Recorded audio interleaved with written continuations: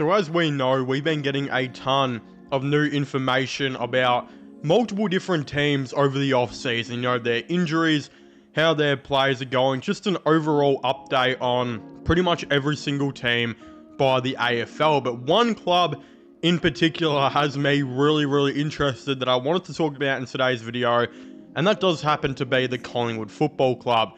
Again, there are a lot of reasons to do with this. Of course, they had a pretty mediocre year last year, which was strange for a team that I actually think has a pretty decent list. Of course, they said to themselves, there's a couple of things that we need to change, a couple of things that we need to upgrade over the off-season, and they went and did all of that, of course, bringing in two really good players in Harry Perryman and, of course, Dan Houston.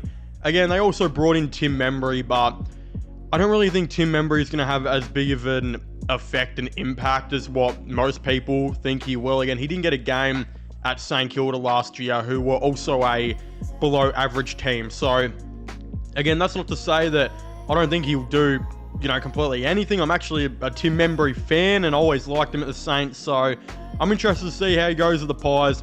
But Dan Houston and Harry Perryman are the two main ones that I'm, of course, really interested in. We're, of course, fortunate enough, though, to know that the AFL recently just gave us an update on how Collingwood are going in this off-season, how the injuries are happening, all of the above, and we're going to be talking about all of that and more in today's video. But before we do get into it, there's still a decent amount of you guys who watch these videos who are not yet subscribed to the channel. So if you do me a massive favor and subscribe, also like on this video, you know, it'd mean a lot to me. And I guess without further ado, we'll get straight into it. Again, it actually starts off by saying role changes and who's tearing it up on the track. Developing Western Australian midfielder Ed Allen, by all accounts, is impressing observers at preseason training, with Premiership defender Brayden Maynard telling Fox Footy in December that Allen, as well as fellow fringe midfielder Finn McRae, would play important roles in filling the boots of the injured Tom Mitchell.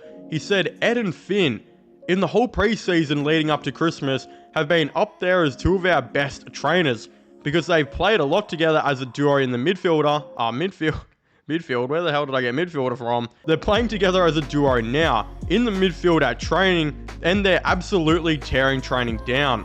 So again, we have heard a lot about, of course, Allen coming into this season. Ed Allen has been a guy that I think a lot of people are really hyping up as a potential super coach candidate, and I think with how Collingwood have really struggled in the midfield, especially last year, to find a really good inside clearance contested play to help Nick Dacos, I think they're really going to find the replacement of Tom Mitchell right here, and if it's one of them, that's great. If both of them can step up in Allen and McRae, I mean, that is the absolute dream for Collingwood right there. It also says that prize recruit Dan Houston will assume a role across half-back, while Josh Dacos has trained mainly as a defender this season, according to Herald Sun's Josh Barnes.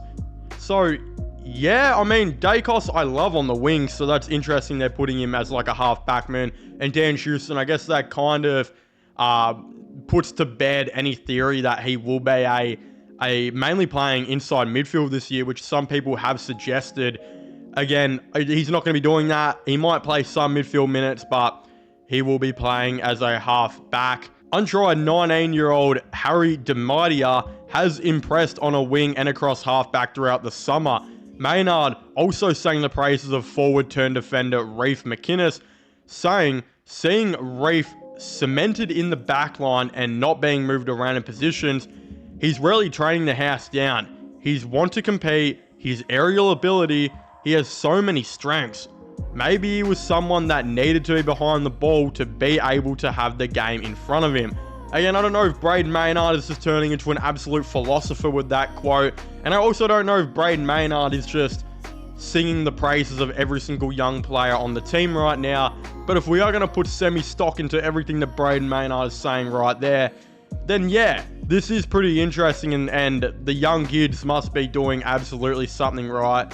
We got some injury news though. Tom Mitchell did suffer a mild second a metatarsal bone strength injury in December, requiring 2 weeks in a moon boot, while superstar Nick Dacos is dealing with a foot problem, and De Goey is still limited with soft issue tissues. Did I just say soft issue tissues? You know what, we're going to run with that. With the powerful midfielder sent for precautionary scans on his calf on February 29th.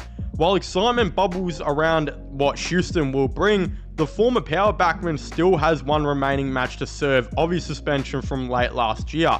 Developing small forward Harvey Harrison will miss a substantial period of the season, recovering from an ACL tear last season.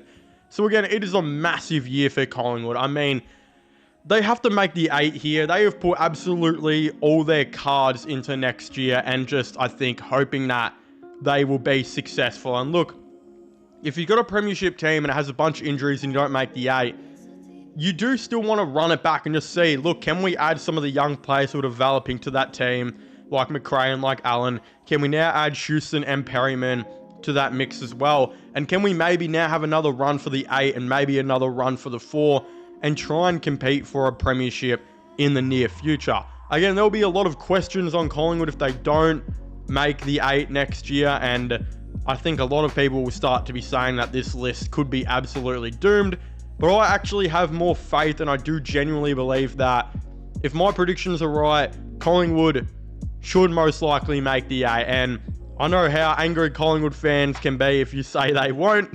You know, Ty unfortunately suffered the consequences on that in my ladder prediction video when he said they wouldn't, and Collingwood fans, they got the pitchforks out. They basically threatened to, you know, touch this whole entire man's family tree without consent. You started a war in the comment section. Is there anything you want to say to the people who are watching who might have been offended by anything you said at all?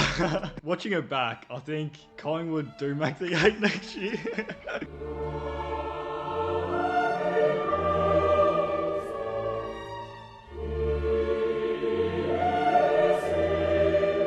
Geelong make the 8.